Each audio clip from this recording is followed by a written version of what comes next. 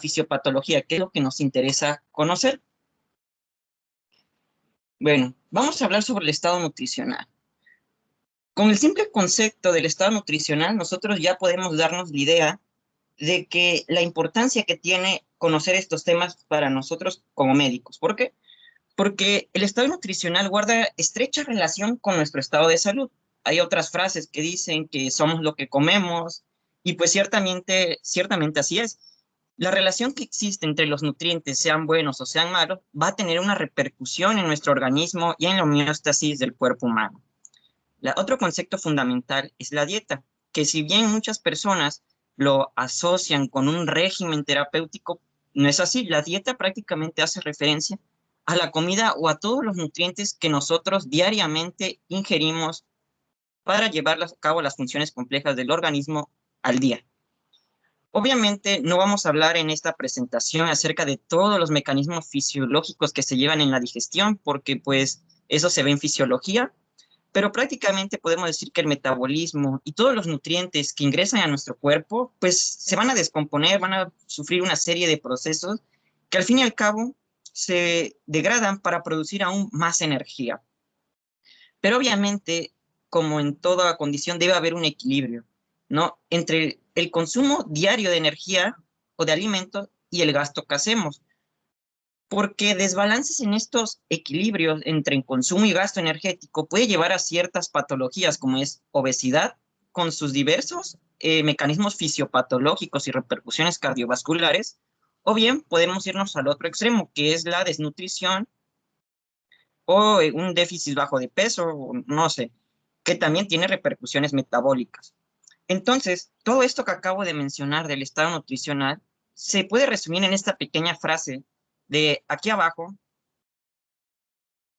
en la cual dice que prácticamente pues no existen alimentos malos, sino dietas poco sanas, ¿no? Entonces, vamos a hablar sobre el alimento en el cuerpo. Dentro del cuerpo, todo lo que ingerimos como macronutrientes o alimentos macroscópicos que vemos y que ingerimos, pues obviamente no se absorben así porque sí, o que nada más ingresan y ya se absorben, ¿no? El alimento desde que está en la boca ya empieza a sufrir pequeñas degradaciones con la amilasa lingual, en la cual ya vemos cómo estos se empiezan a degradar y empieza un proceso de metabolismo, en el cual pues prácticamente vemos cómo estos alimentos macronutrientes se empiezan a descomponer en porciones cada vez más pequeñas, a fin y al cabo, para que puedan ser absorbidos correctamente por el organismo a nivel del lumen intestinal. Y a eso se le conoce como catabolismo, la descomposición de estas moléculas grandes en moléculas más pequeñas para que puedan ser asimiladas por el organismo. Por el otro lado tenemos al anabolismo, en que hace referencia a que una vez que todo este proceso metabólico y catabólico se realizó ya a nivel del tracto gastrointestinal y se absorbió, va a empezar ahora un nuevo proceso en el cual el cuerpo empieza a sintetizar nuevos constituyentes para la formación de más péptidos, más proteínas o cualquier otra cosa que el cuerpo necesite. Es importante la alimentación en nuestra vida diaria porque prácticamente el cuerpo humano necesita de energía para poder realizar las funciones del día a día, ¿no? Toda esta energía que nosotros consumimos a través de los alimentos, pues prácticamente se transforma en otro tipo de energía, que es la energía química. Y es por medio del ATP que el cuerpo utiliza estas moléculas para generar otro tipo de energía. Podemos transformar esta energía química en energía mecánica, que se traduce en el movimiento, en la contracción muscular y entre otros procesos metabólicos que el cuerpo necesita hacer para mantener las funciones homeostáticas funcionando correctamente. De ahí la gran importancia de una correcta alimentación. Pero también hay que ver otra cosa, el tejido adiposo, que si bien algunos lo menosprecian porque, pues, ¿qué puede hacer el tejido adiposo más que engordarnos? Tiene muchas repercusiones a nivel metabólica, ¿no? Considerado ahora también como un órgano endocrino por las diversas sustancias que el tejido adiposo secreta, ya sea para una función autócrina, parácrina, o bien salga hacia el torrente sanguíneo para realizar diversas funciones metabólicas en cualquier órgano.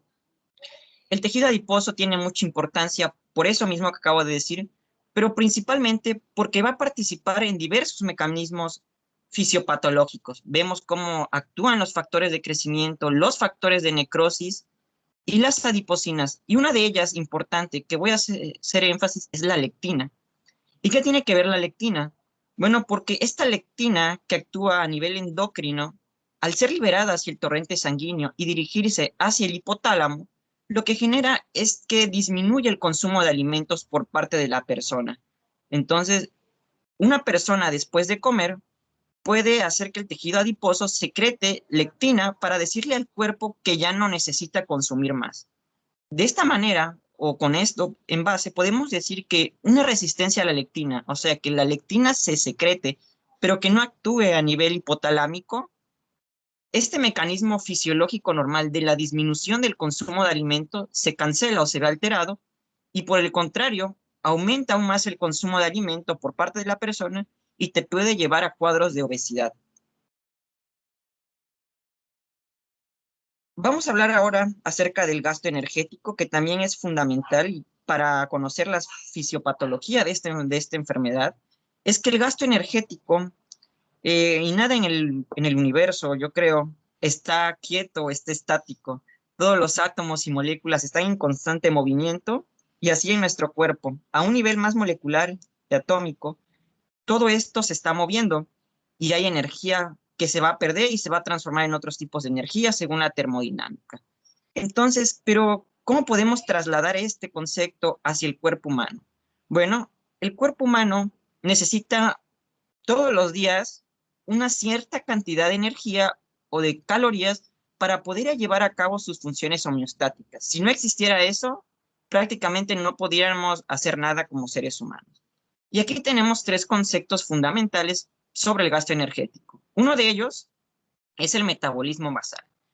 El metabolismo basal hace referencia a la cantidad mínima de energía que el cuerpo humano necesita para llevar a cabo sus funciones homeostáticas normales. Una de ellas, ejemplo, el latir del corazón, el movimiento de la caja torácica en el momento de la respiración y expiración, entre otros, como la motilidad gastrointestinal para degradar nutrientes, pero sobre todo porque este metabolismo basal prácticamente genera la actividad de todas las células y tejidos para que no estén estáticos, sino que estén en constante movimiento y estén trabajando. Es por ello que así la persona no haga nada durante todo el día, va a estar teniendo cierto gasto de energía. Otro tipo de gasto energético que lo hacemos diario, uno de ellos puede ser el ejercicio. ¿No? Es por el ejercicio y se llama termogénesis por ejercicio. Esta termogénesis, pues obviamente no es igual en las personas, cada quien tiene estilos de vida diferentes. Y ejemplo, mi metabolismo basal no va a ser el mismo que el que tiene Daniel, que todos los días se va a correr a las 4 de la mañana, ¿no? A comparación de mí, que yo ya no corro, ¿no? Él gasta más energía a comparación de mí. Entonces, Sí soy. el metabolismo basal es diferente en cada persona, sí. También en los adultos mayores puede variar, también puede hacerlo porque la disminución de la masa muscular en los adultos y en los ancianos, pues obviamente no se compara a la de un adulto joven. Ahora hablando sobre la termogénesis por alimentación, pues prácticamente hace referencia a cómo todos los nutrientes que ingerimos por la comida día con día, pues obviamente el intestino no trabaja por sí solo, ¿no? Necesita energía también para poder hacer estas funciones. Entonces, este proceso de catabolismo requiere cierto grado de energía que se pierde a la hora de degradar y de consumir nutrientes. Pero también cabe recalcar que hay otro tipo de termogénesis que no tiene nada que ver con el basal, el ejercicio o la alimentación. Y estamos viendo este de aquí, este personaje de aquí, este niño.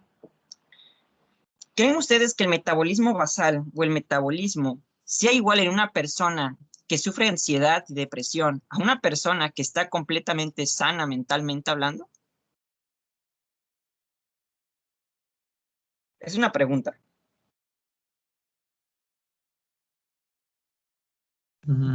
Pues no, bro. No, no creo. No, claro que no. Exactamente. ¿Por qué? Porque obviamente la persona ansiosa o deprimida o con algún trastorno de inquietud, pues obviamente va a tener más movimiento.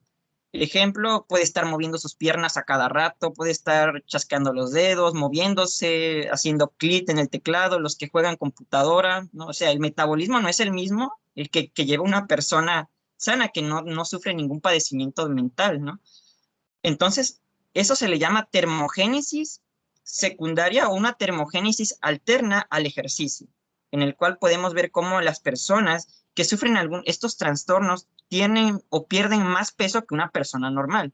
Y por último, tenemos la termogénesis que está relacionada prácticamente con las condiciones ambientales. Y el ejemplo clásico, ¿no? Es el frío.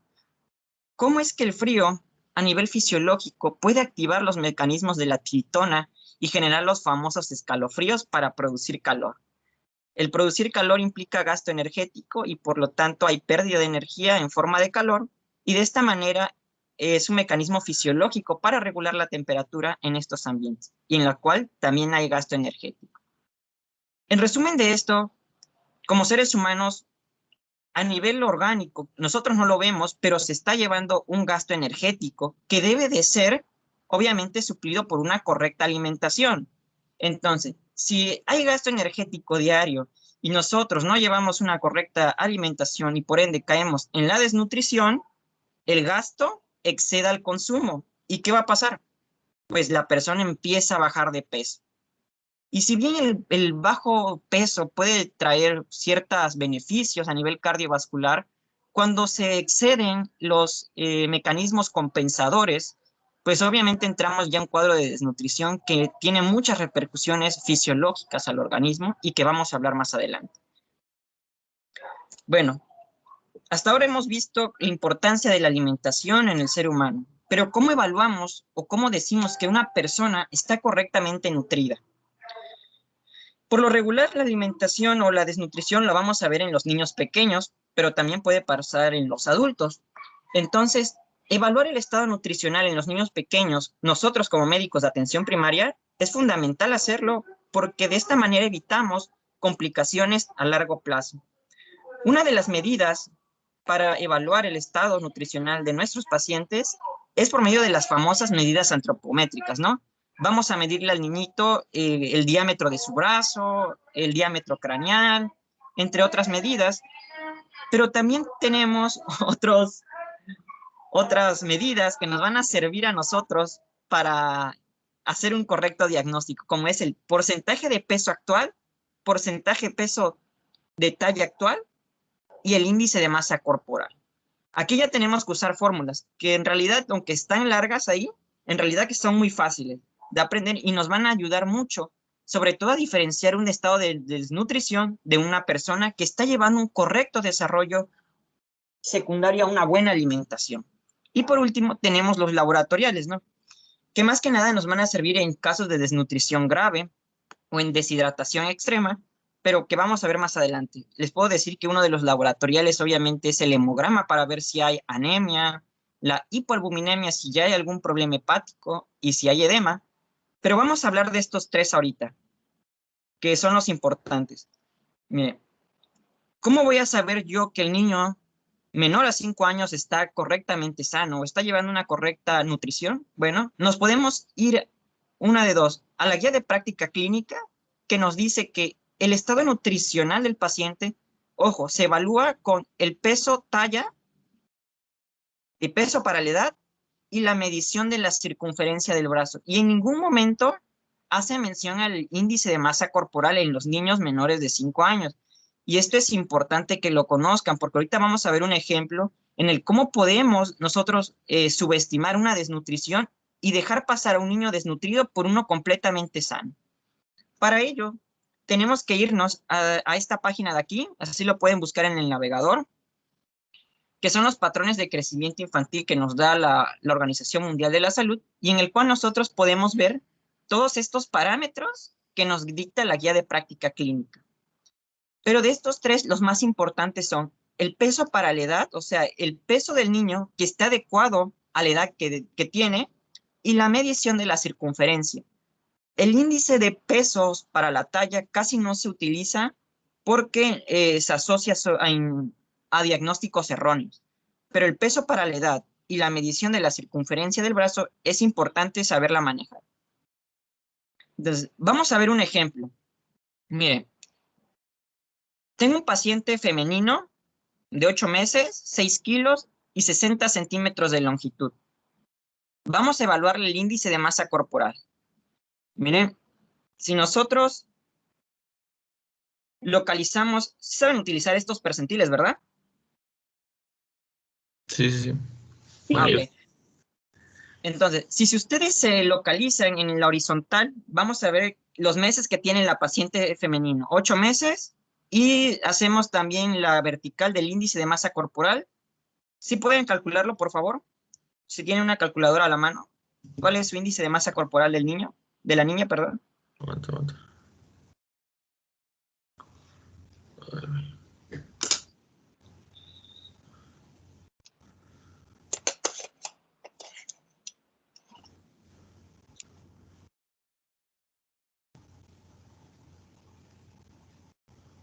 Ah, ok.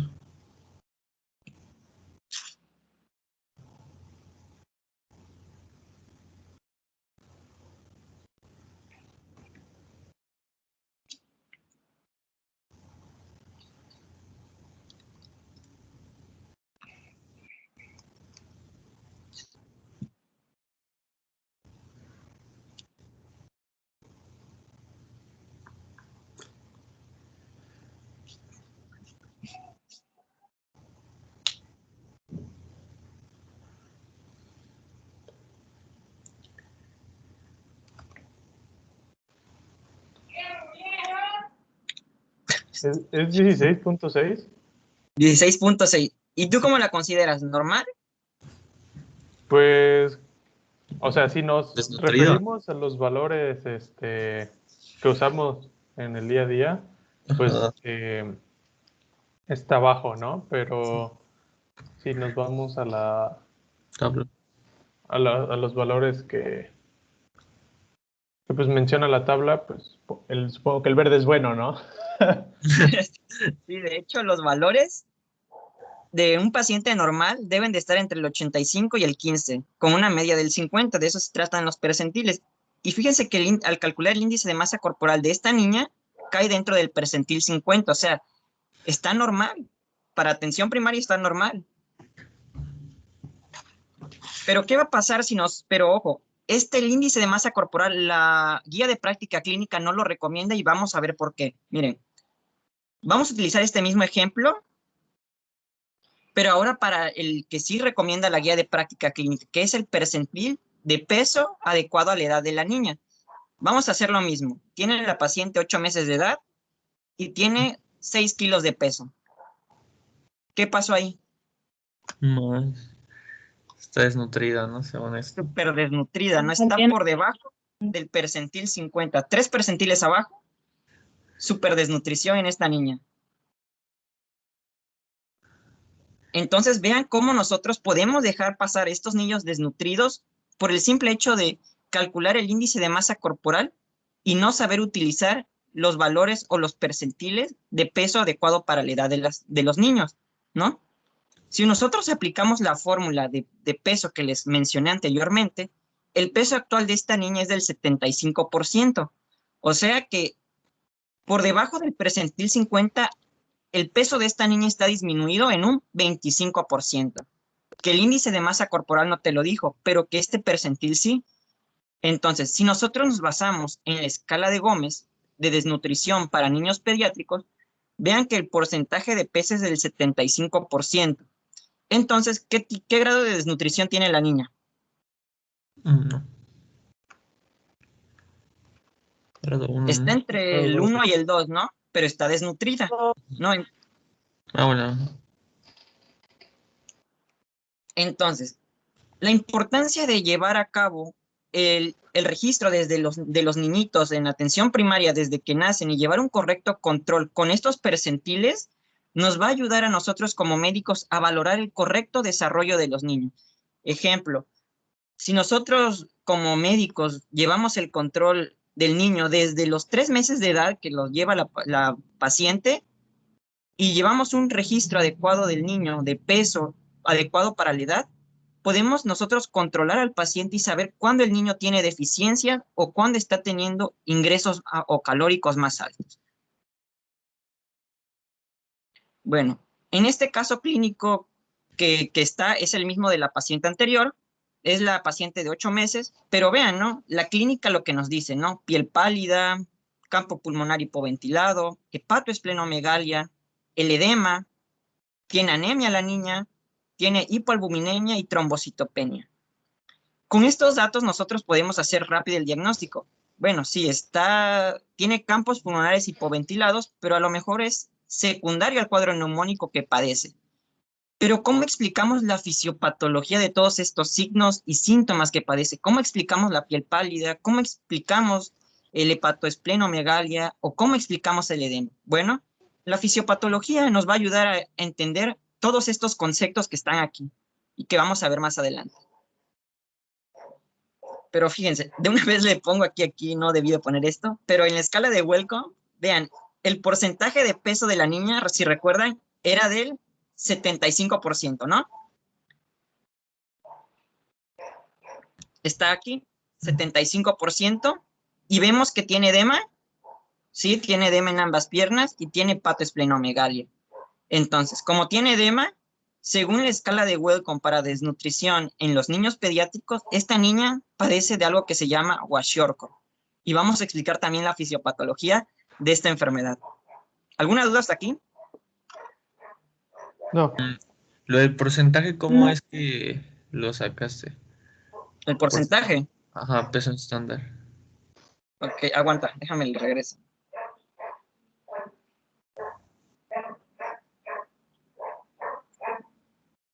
Es esta. Aquí está. Ah, ya. Ok. Gracias. Va. Gracias. Bueno, Gracias. vamos a continuar. Ya dejamos al lado vamos a dejar de lado estos conceptos básicos. Hasta ahora hemos visto lo básico. Ya vamos a entrar ahora sí en materia, pero vamos a analizar la desnutrición en una perspectiva desde nuestro país. ¿Qué ocurre en México?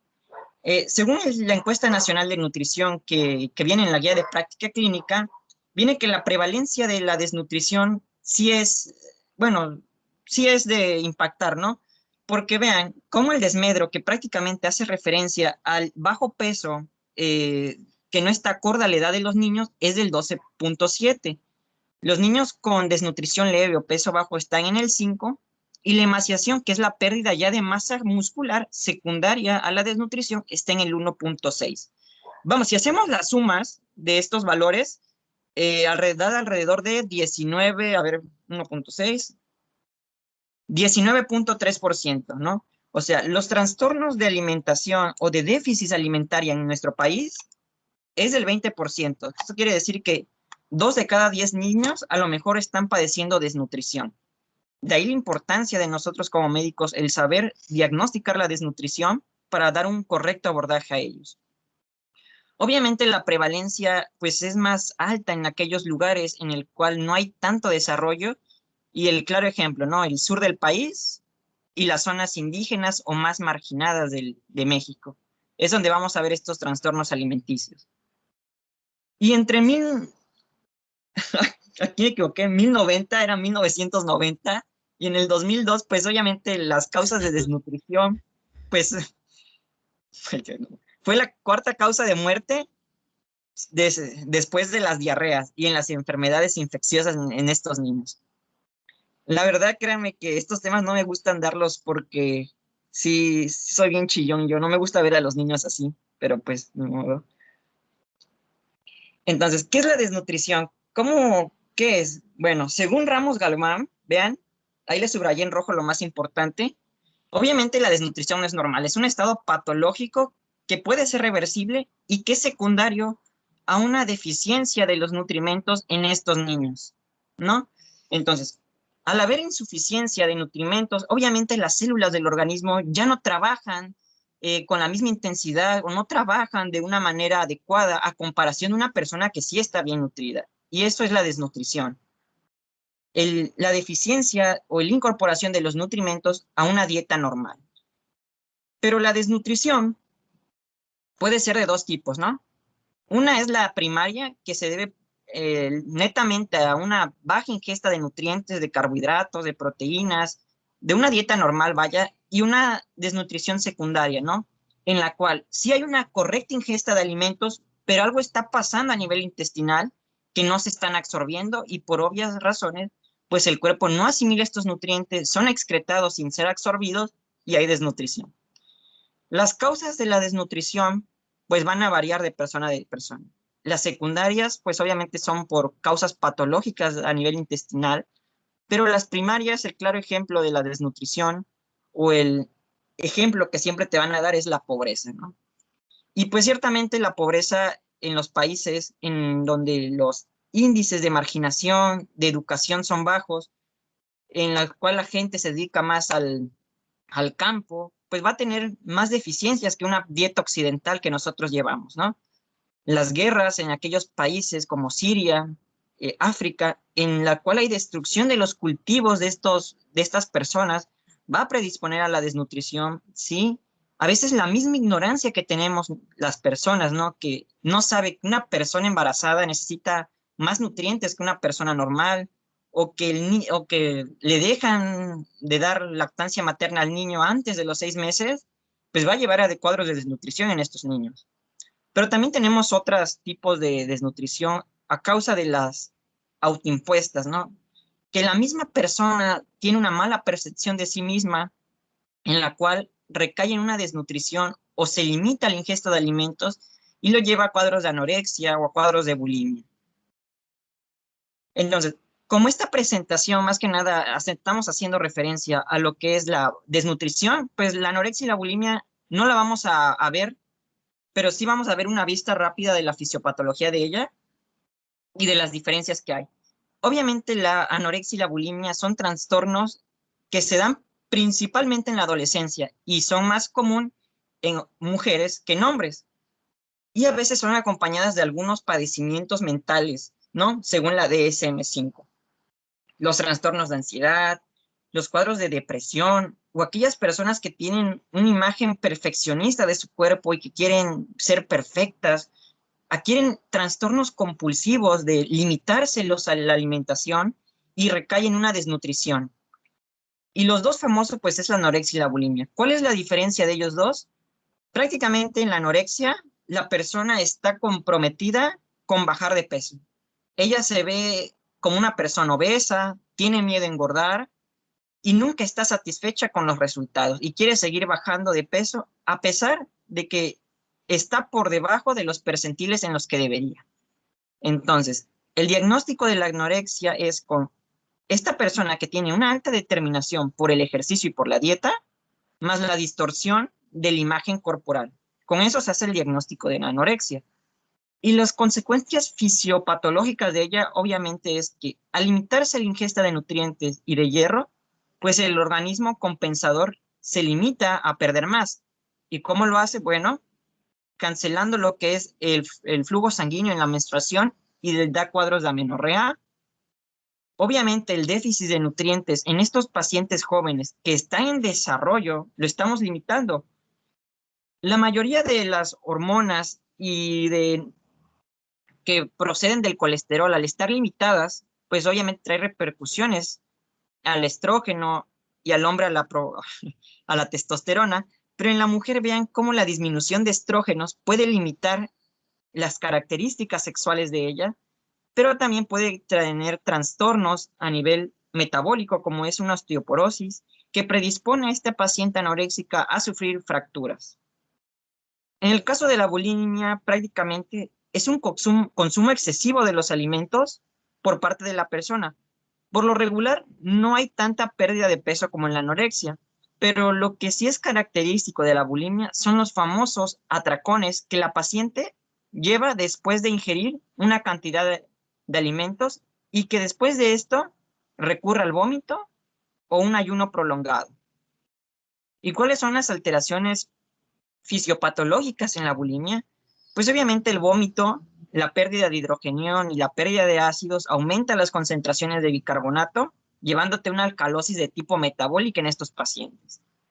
El mismo vómito que asciende por el tubo digestivo puede ingresar una pequeña parte de este contenido alimenticio hacia la región respiratoria y generar microaspiraciones de estos pedazos de alimento y generar cuadros de neumonía, pero sobre todo vemos estas alteraciones a nivel bucal. Vemos cómo los dientes de estas personas se empiezan a deteriorar por el ácido del vómito y también es común ver la parotiditis. ¿Alguna duda hasta aquí?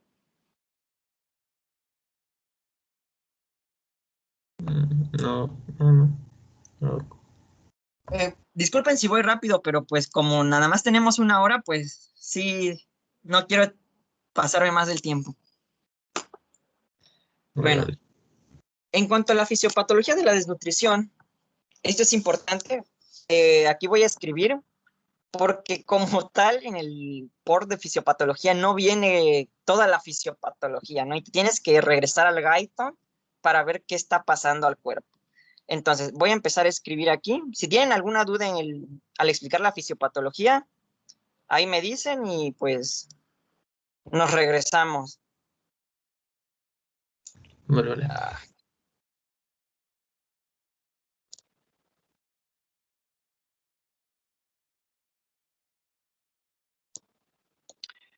Vamos a empezar con lo básico. La desnutrición. ¿Cómo inicia la desnutrición? Con una disminución del aporte energético.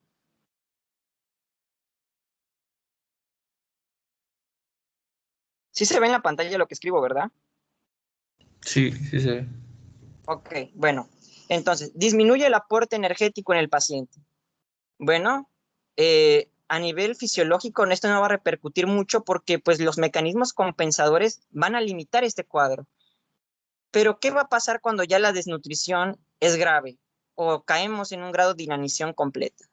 Bueno, pues cuando ya no hay suficientes nutrientes que están ingresando al organismo, el mismo cuerpo empieza a utilizar nutrientes de sí mismo, o sea, empieza a degradar reservas. Degrada reservas. ¿Y a qué te lleva eso? La degradación de reservas, principalmente del tejido adiposo,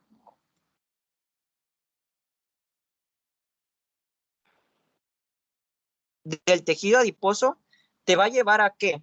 Un de dos. El triglicérido que se está metabolizando por la disminución del aporte energético se degrada y aumenta ¿qué? Aumenta el ácido graso y aumenta el glicerol. El ácido graso ya es factor de riesgo para muchas enfermedades cardiovasculares. Pero también otra cosa, al disminuir el tejido adiposo, también disminuye la grasa subcutánea. Al disminuir la grasa subcutánea se está perdiendo cierto peso del paciente, entonces esto te lleva a ¿qué? A pérdida de peso. Pérdida de peso. Pero ¿qué más te puede traer la pérdida de grasa subcutánea? El frío, no sé, se me ocurre algo así como Exacto, no eso controla la es. pérdida del frío, ¿no? No Al no, controla. Ajá. al no haber grasa, pues obviamente ya no va a haber una correcta reserva de calor en el cuerpo, entonces esta se pierde. Entonces no hay regulación de la temperatura. Y esto te lleva a cuadros de hipotermia. Entonces, ya tenemos tres signos de la desnutrición, de los varios que vamos a ver. Tenemos elevación de ácido graso, pérdida de peso secundaria a la pérdida de la grasa subcutánea y tenemos cuadros de hipotermia en estos pacientes. ¿Dudas? No, ninguna. Bueno, vamos a continuar. Pero no solo las grasas se degradan en la desnutrición. Algo que es sumamente importante y que va a derivar en toda la fisiopatología es esto, la disminución de las proteínas. Esto es importantísimo que ustedes sepan. ¿Por qué? Porque al disminuir las proteínas van a pasar varias cosas. Una es que se van a perder aminoácidos que son esenciales para el organismo, que el cuerpo no metaboliza o que no sintetiza y que requiere a fuerza de la alimentación. Y uno de ellos es la fenilalanina. La disminución de la fenilalanina es importante porque este aminoácido no lo sintetiza el cuerpo, ¿eh? Llega a partir del alimento. Y es importante porque cuando no hay fenilalanina y no hay hidroxilación de ella,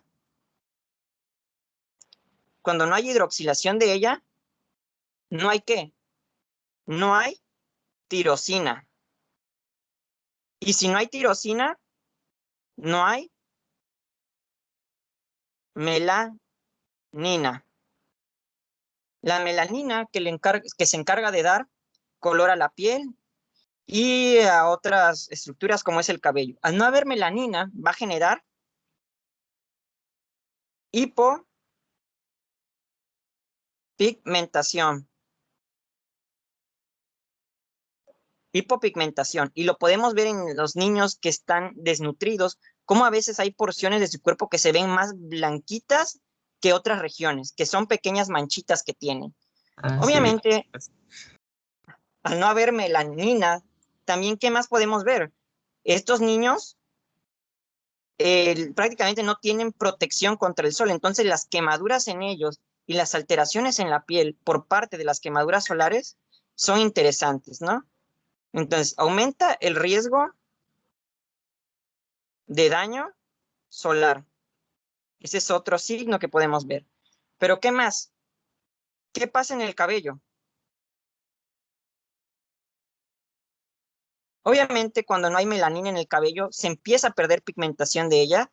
Vean, este niño está desnutrido y vemos cómo el color de este pelo, pues no es normal. Está como medio rojizo, está como que está perdiendo el color. A eso se le conoce como signo de bandera,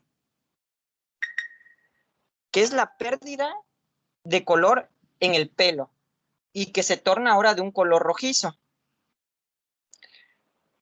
Pero también podemos ver otras características por déficit de melanina, que es el cabello seco, cabello opaco, ¿no?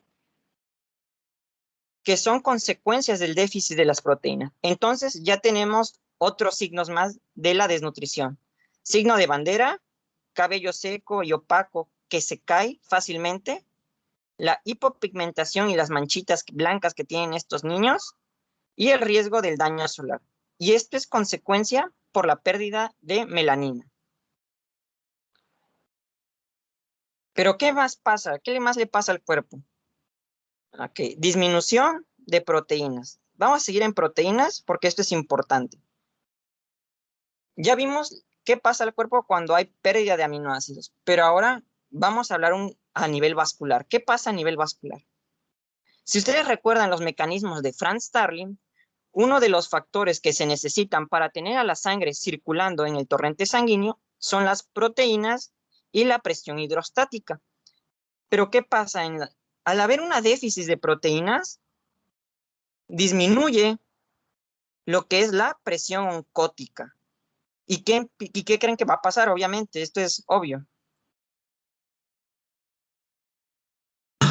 La edematización. Edematización. El líquido circulante empieza a salir del vaso hacia el tejido extravascular y esto te va a llevar a un edema. Si recuerdan, la niña que les mostré en el caso clínico tenía edema, ya lo explicamos por qué es el edema, que es secundario a la salida de líquido. Eso es el edema. Pero también podemos ver que si hay pérdida de proteínas y en los niños con kwashiorkor, en los cuales no hay ingreso de proteínas a su dieta, va a haber que hipoalbuminemia. Entonces, tenemos más signos que derivan de la fisiopatología de la desnutrición. El edema en estos pacientes, vean cómo tenemos un abdomen globoso en este niño, está edematizado, secundaria a la salida de líquido, y en el laboratorial podemos ver hipoalbuminemia. Vamos a seguir hablando de la pérdida de proteínas. Al haber pérdida de proteínas, ¿qué más pasa? El sistema inmunológico, que son prácticamente péptidos, inmunoglobulinas y otras sustancias que ayudan a combatir enfermedades, pues obviamente no está normal. Entonces, en estos niños que tienen déficit de proteína o que están desnutridos, hay una inmunodeficiencia transitoria, ya sea de celular y humoral. ¿Y qué te va a llevar a esto? Pues prácticamente esta inmunodeficiencia que tienen estos niños desnutridos los lleva a un mayor riesgo de enfermedades. Entonces, otra vez, si recuerdan el caso clínico de la niña, ella ingresó con un cuadro neumónico. Entonces, y esto es importante porque el déficit de nutrientes en estos niños, al predisponerlo a una mayor infecciones, estas pueden durar más en cuanto al tratamiento. Vamos a seguir hablando ahora de qué más pasa, ¿no? De la pérdida de proteínas. Ahora sí viene aquí lo bueno, que es prácticamente la fisiopatología entera de la desnutrición. Al haber déficit de proteínas, como ustedes sabrán, una de las reservas de proteínas más importantes que tiene el cuerpo son los músculos. Entonces, si no hay proteínas, hay una disminución de la musculatura. Y al haber disminución de la musculatura, esto te lleva a hipotonía. Otro signo de la desnutrición. La hipotonía, ¿qué va a generar? Astenia y adinamia. Estos niños, obviamente que están desnutridos, no tienen la misma energía que tiene una persona normal. Están asténicos, están fatigados, no quieren hacer nada. Y obviamente, claro, pues porque no hay nutrientes para hacer energía. Pero a su vez, la pérdida de la musculatura secundaria al desgaste de estas para obtener nutrientes también genera pérdida de peso, que si lo unamos con la pérdida de grasa, pues estos niños van a estar por debajo de los percentiles en los que deberían de estar de peso de acuerdo a su edad. Vamos a seguir hablando aparte de los músculos, porque ahora sí viene lo chido, ¿no? Vimos que había disminución de la musculatura. Obviamente había hipotonía muscular. Si ustedes recuerdan, aquí pasa un músculo importante en el cual hay muchas coalescencia de fascia. ¿Sí lo recuerdan? ¿La alba? No, no es ese, no es ese. No sé. No sé, güey. No me acuerdo. ¿No se acuerdan? Es el recto anterior del abdomen. El six pads. Bueno, ¿por qué es importante? Bueno, porque al haber una hipotonía muscular, obviamente no va a haber un correcto tono, no va a haber una correcta fuerza en estos músculos. Y al haber una hipotonía de este músculo recto, la presión intraabdominal que se está generando dentro del abdomen empieza a protruir hacia afuera.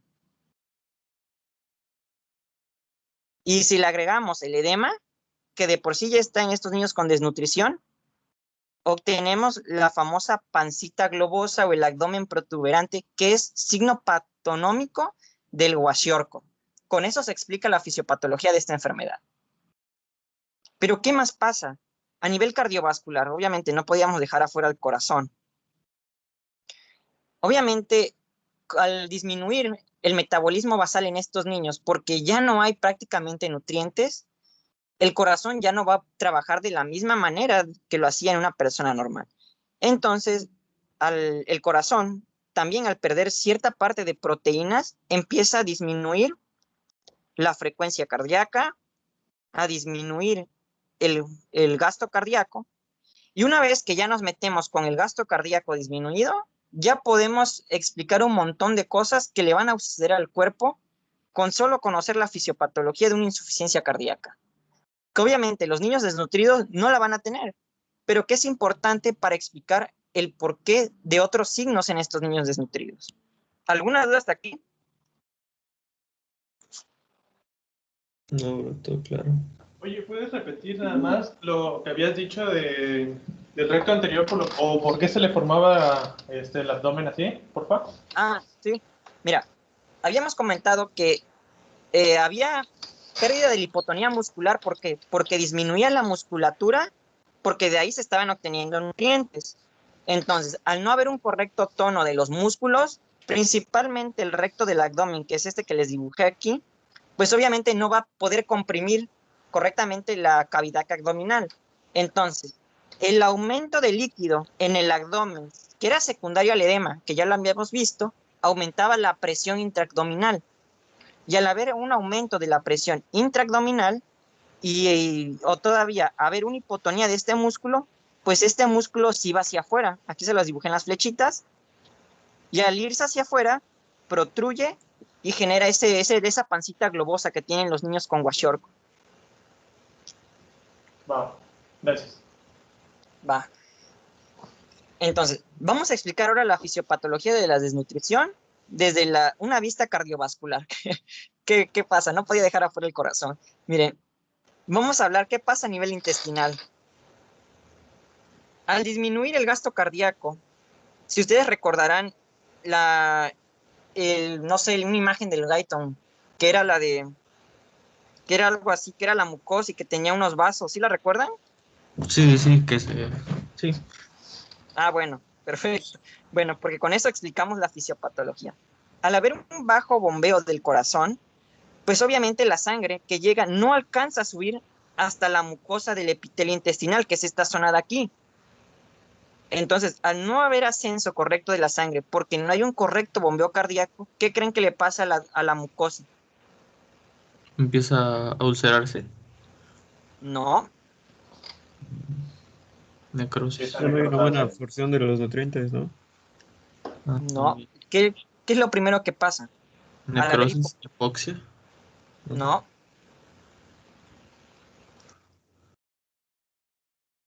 bueno, al haber hipoperfusión, lo primero que va a pasar es isquemia, es lo primero antes de la necrosis. Isquemia. Isquemia de las vellosidades intestinales. Y ahora sí, una isquemia te lleva ¿a qué? A una pérdida, a necrosis y por último grado a una atrofia de las vellosidades intestinales. Y con esta atrofia de las vellosidades intestinales, ¿qué va a pasar?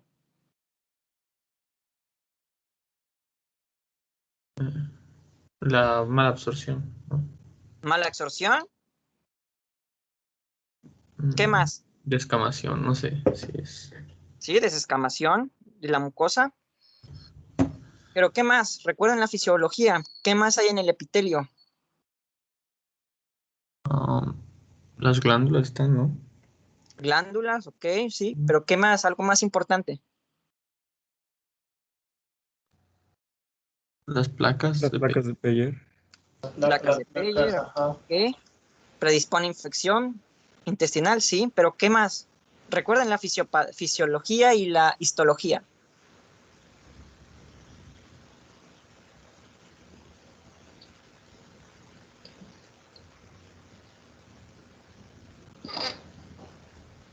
Más.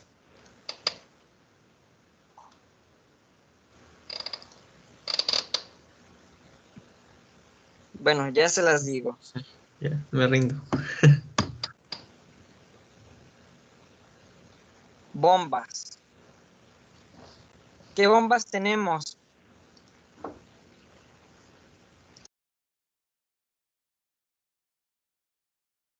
Todas las que transportan de sodio, ¿no? Sodio, cotransportadores. Sodio aminoácido, Glucosa. sodio glucosa y sodio hidrogenión, que son las tres importantes a nivel del epitelio. Y con esto explicamos la otra parte de la fisiopatología de la desnutrición. Fíjense, al haber una disminución o al haber lo que les había comentado, disquemia de la vellosidad intestinal, pues obviamente no había absorción de nutrientes y por lo tanto, al haber isquemia, las bombas dejan de funcionar. Entonces, de por sí, en el cuerpo desnutrido, pues ya no hay aminoácidos. Entonces, ya no hay absorción de aminoácidos y tampoco de sodio. Entonces, a nivel luminal del intestino, aumenta el sodio. ¿Qué más? Al no haber tampoco glucosa o carbohidratos debido a la desnutrición, tampoco hay absorción de glucosa y sube aún más el sodio. ¿Y esto qué va a generar? Una diarrea, ¿no? Ah, no. Hiperosmolaridad. ¿Y esto va a generar qué? Pues ya lo dijo Dani. Diarrea. En los niños desnutridos es común por eso ver que hay cuadros diarreicos. Y a su vez la diarrea va a generar pérdida de líquidos y va a generar deshidratación. ¿Podría considerarse esa de diarrea osmótica que le dicen? Exactamente, de hecho es osmótica.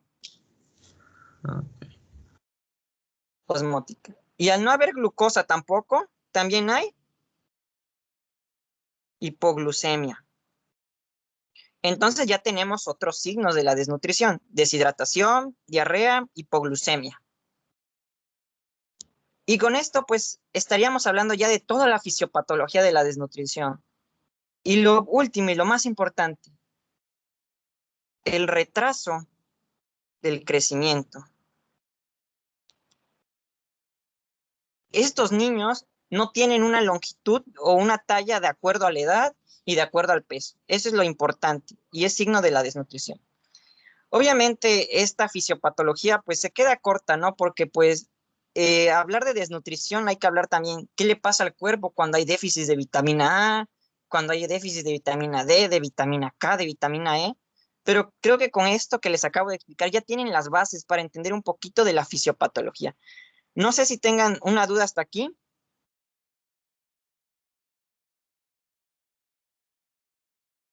Yo no. no. Claro que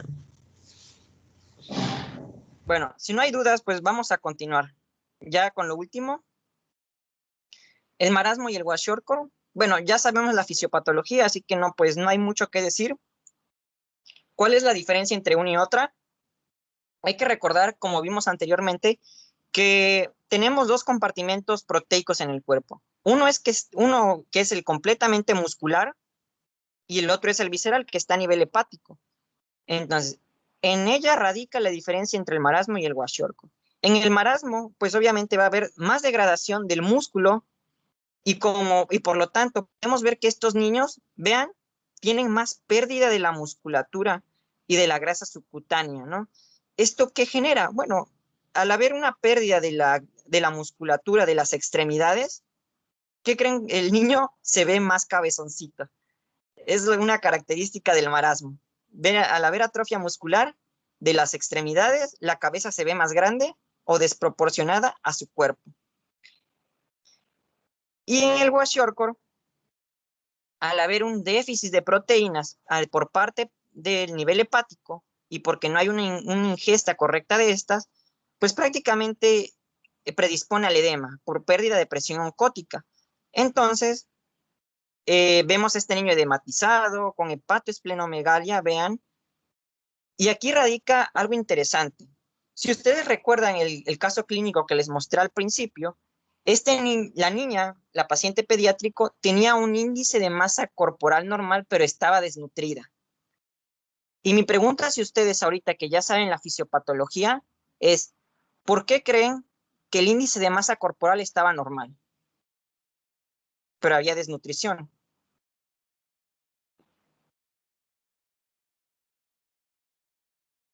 por el líquido. Por la retención de líquidos que conlleva el edema, ¿no?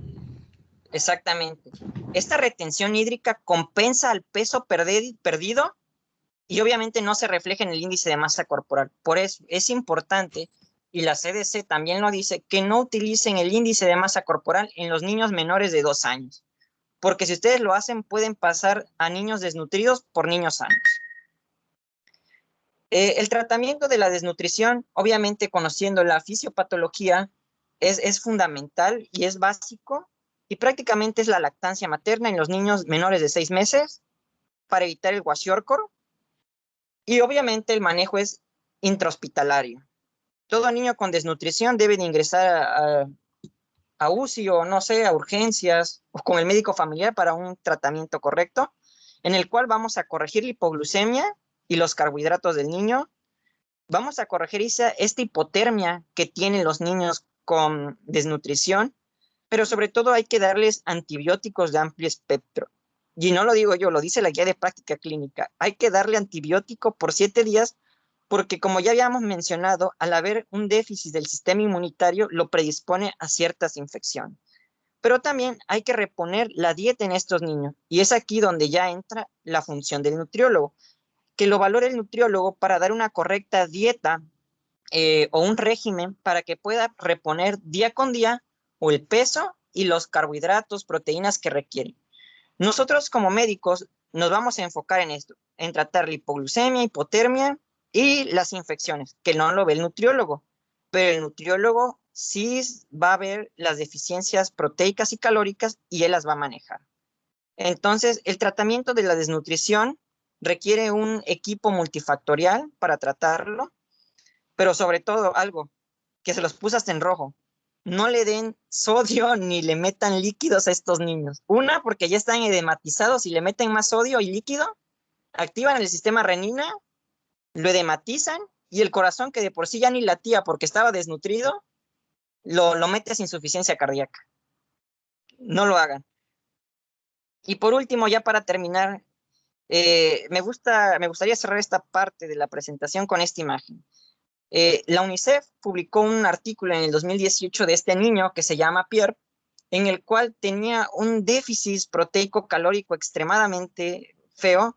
El niño en esa edad tenía 9 años, no, perdón, tenía 3 años y pesaba 9 kilos. Imagínense el grado de desnutrición que tenía, ¿no?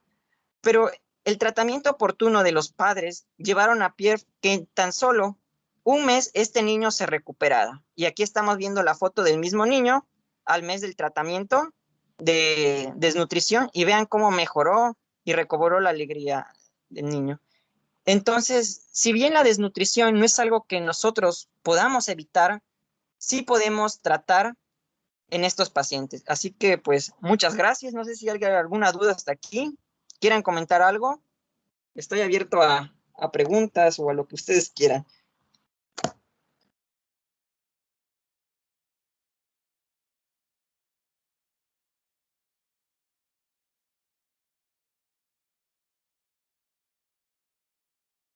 No, pues la verdad estuvo muy bien. No, al menos yo no tengo alguna duda ahorita. No sé los demás.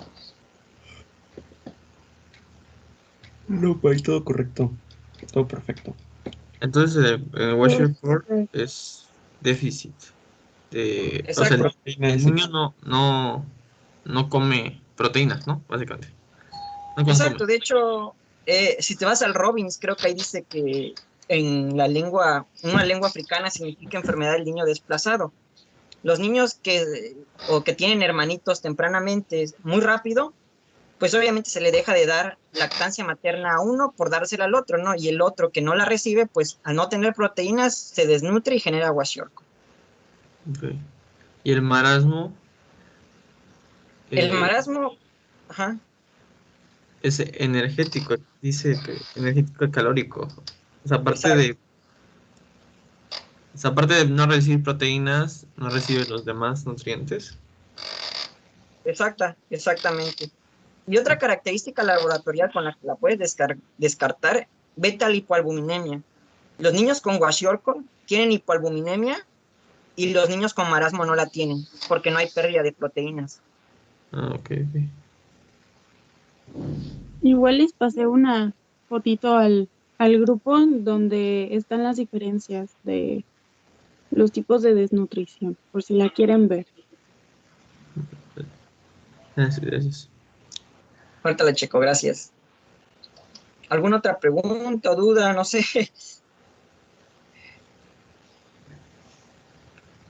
¿Quién le dio furosemida al paciente hipovolémico? No mames. No mames. ¿Tú compartiste eso, no, William? Sí. Bueno, pues si no hay dudas, pues aquí termina mi parte y pues muchas gracias, chavos. Gracias, William. Gracias.